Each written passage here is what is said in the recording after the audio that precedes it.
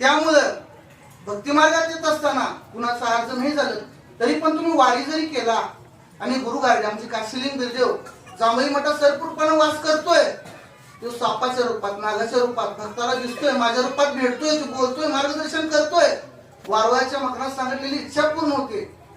त्यामुळे तुम्ही या गुरु गारड्याला साकडे घाला. आज गादीला देव माझं जागृत आहे. आज रविवारची गंड अमावस्या आहे. त्यामुळे तुम्ही दर्शन घेत असताना गोमातेचं दर्शन घ्या, मेंढी मौलीचं शेळी दर्शन घ्या, मग गुरु गारड्याचं काशीलिंग देवाचं दर्शन घ्या. बसल्या ठिकाणी तुमचं काय दुःख आहे साकडं या भगवंताला घाला.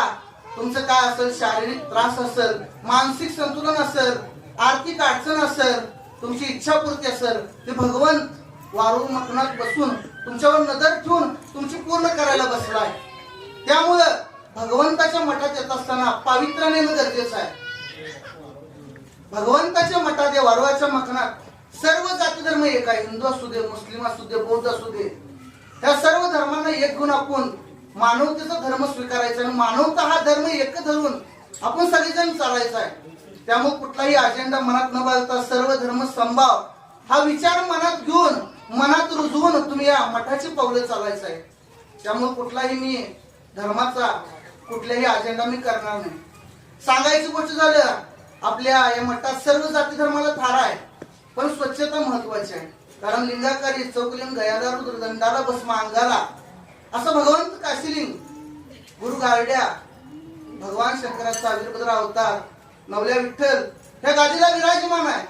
त्यामुळे जेवढं सवयाने इच्छिला पवयाने इच्छिला तेवढं माझा देव तुमच्या संग चांगलं वागणार आहे. त्यामुळं मद्यपान मांसाहार करू येऊ नका. प्रत्येक जाती धर्मात वेगवेगळं सांगितले गेले. त्यामुळे मांसाहार करू नका असं मी म्हणणार नाही, पण मठात येताना तुम्ही मला पाळलं पाहिजे. मांसाहार करून कधी येऊ नका. आणि राहिली दुसरी गोष्ट, व्यसन कोणीच करायचं नाही.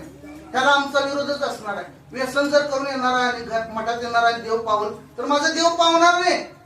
दुपटीनं तुम्हाला शाप देणार, दुपटीनं तुम्हाला त्रास होणार. अनेक मठात पराक्रम आहे, देव काय करतोय म्हणून जांभई मठात आलेत, अनेक जण शरण आल्यात. त्यामुळे निंदा जेवढी करशील तेवढं चिंध्या फाडशील असं भगवंत माझा आहे. मला